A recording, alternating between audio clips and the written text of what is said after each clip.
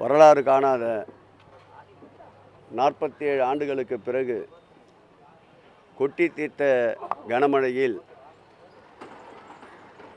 பாதிக்கப்பட்ட மக்களுக்கு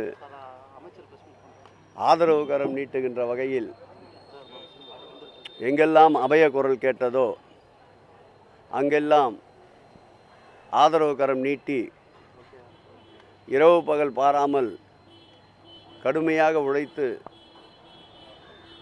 அமைச்சர்களையும் நாடாளுமன்ற சட்டமன்ற உறுப்பினர்களையும் உள்ளாட்சி பிரதிநிதிகளையும் திராவிட முன்னேற்றக் கழகத்தை சார்ந்த நிர்வாகி முதல் தொண்டர்கள் வரை களத்திலே நின்று அரசு அதிகாரிகள் துணையோடு எடுக்கப்பட்ட நடவடிக்கையின் காரணமாக 2 நாட்களிலேயே 70% மேற்பட்ட இடங்கள் இயல்பு வாழ்க்கை திரும்பியதை அனைவரும் அறிவீர்கள்.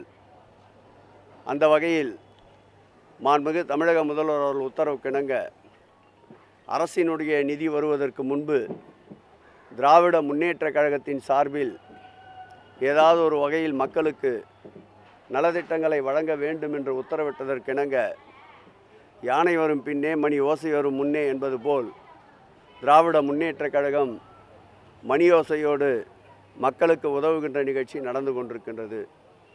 இந்த நிகழ்விலே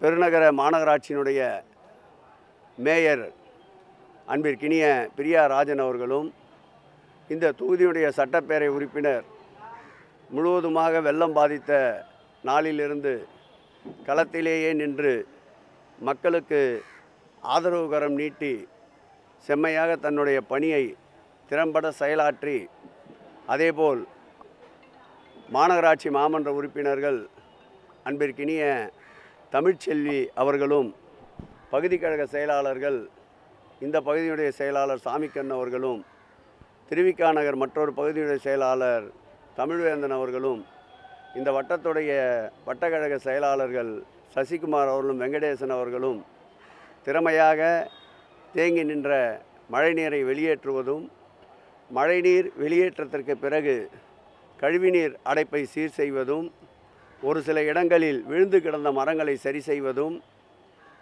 மின்சார தடை ஏற்பட்டிருந்த இடங்களுக்கு உடனடியாக மின்சாரம் வழங்குவதும் அதேபோல் தெருவிளக்குகளை விரைவாக எரிய வைப்பதிலும் முழு கவனம் செலுத்தி இந்த மக்களை இயல்பு வாழ்க்கைக்கு திருப்பியதில் மற்றற்ற மனமகிழ்ச்சியோடு இன்றைக்கு மக்கள் காணப்படுகின்றார்கள்.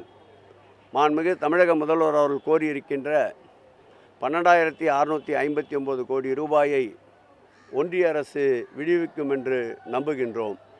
ஏனென்றால் இந்த மிக்ஜாம் புயலிலே தமிழக அரசுடைய பணியை மத்திய குழுவே பாராட்டி சென்றிருக்கின்றது. மீட்பு நடவடிக்கையில் போர்க்கால அடிப்படையில் இராணுவத்தினுடைய நடவடிக்கை போல் மாண்புமிகு முதலமைச்சர் அவர்கள் மேற்கொண்டிருப்பதை உணர்ந்து இன்றைக்கு மத்திய குழுவும் பாராட்டி இருக்கின்றது. அந்த வகையில் தமிழகத்தினுடைய வெள்ள சேதாரங்களை நிச்சயமாக மாண்புமிகு முதலமைச்சர் அவர்கள் ஈடு செய்வார்கள். மக்களுக்கு கடுமையான இந்த பொருளாதார நெருக்கடியிலும் 6,000 ரூபாயை அறிவித்த முதல்வரை மனதார மகிழ்ச்சியோடு மக்கள் பாராட்டுகின்ற நிலை இன்றைக்கு ஏற்பட்டிருக்கின்றது. பெய்த மழையின் போது வசைபாடியவர்கள் கூட இன்றைக்கு மாண்புமிகு முதலமைச்சர் அவர்களை வாழ்த்துகின்ற நல்லதொரு சூழல் நிலவி கொண்டிருக்கின்றது. ஆகவே மக்கள் இயல்பு நிலைக்கு திரும்பி அவர்களுடைய அன்றாட பணிகளை மேற்கொள்ளுகின்ற ஒரு நல்ல சூழல் இன்றைக்கு சென்னையிலே உருவாகி இருக்கின்றது. சென்னையை மாண்புமிகு தமிழக முதல்வர் ஆட்சியில் இருந்தாலும் சரி இல்லாவிட்டாலும் சரி இது போன்ற புயல் அதேபோல் இயற்கை பேரிடர் கொரோனா போன்ற காலங்களில் சுற்றி சுற்றி மக்களுக்கு நலத்திட்டங்களை வழங்கி ஆறுதல் கூறிய கரங்கள் ஒன்று உண்டென்றால் அது மாண்புமிகு தமிழக முதல்வருடைய கரங்கள். தொடர்ந்து அவர் பாதையிலே எங்களுடைய பயணம் தொடரும். அந்த 12,000 கோடி முதல்வர் கேட்டிருக்காரு. இந்த சென்னையில் மட்டும் நமக்கு அரசு சொத்துன்னு எவ்வளோ பாதிப்பு ஏற்பட்டிருக்கு, எவ்வளோ ரூபாய்க்கு நம்ம நிச்சயமாக அதை கணக்கெடுத்திருப்பார்கள். சென்னையில்தான் அதிக அளவு பாதிப்பு இருப்பதாக கணக்கிட்டிருக்கின்றார்கள். அது குறித்த புள்ளி விவரங்களை முழுமையாக அரசு துறை சார்ந்த அதிகாரிகள் கணக்கெடுத்து வந்த மத்திய குழுவிடம் வழங்கியிருக்கின்றார்கள்.